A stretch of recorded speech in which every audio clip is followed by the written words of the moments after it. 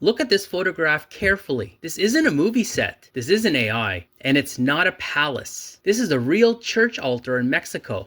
So detailed, so overloaded with carvings and gold that it almost doesn't even look real. And what makes this even more unbelievable is that the story behind it begins only a few years after the fall of the Aztec Empire. This photo shows the elaborate carving altar inside the Church of Tepotzotlán near Mexico City. The card describes it as one of the finest surviving examples of colonial architecture in Mexico. And honestly, even today, over a century after this photograph was taken, it still feels overwhelming to look at. Every surface is covered. Angels, columns, faces, flowers, symbols, layers of carved ornament stacked on top of each other. The goal wasn't simplicity. The goal was to make people feel small in the presence of something so divine. And when this church was built centuries ago, imagine what it must have felt like for someone walking into this space for the first time. No electricity, no modern entertainment, no giant city glowing lights at all at nighttime. Then suddenly you enter a place like this,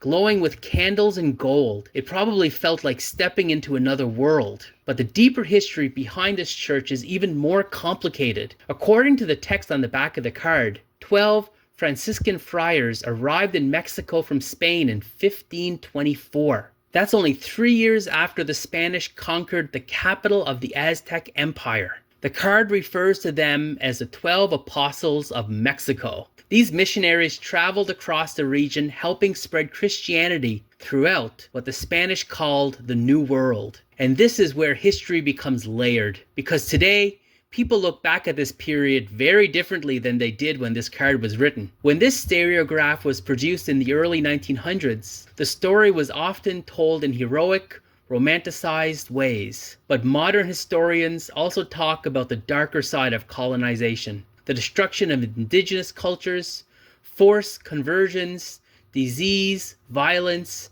and the enormous human costs that came with the empire. So when we look at this church today, we're not just looking at its beauty, but we're also on a collision course in this new world. Spanish Europe, indigenous Mexico, religion, power, art, conquest, all carved into this building. And yet, despite all the centuries that have passed, this place still exists. The town is now known for preserving some of the most important colonial architecture in Mexico. Tourists still visit this church today. Historians study it. Photographers film it. And people still stand in silence staring at these exact carvings. That's what's fascinating to me about old photographs like this. They're frozen for a moment, but they also reveal how history keeps changing depending on who's telling the story. 100 years ago, people saw this image differently than we do now.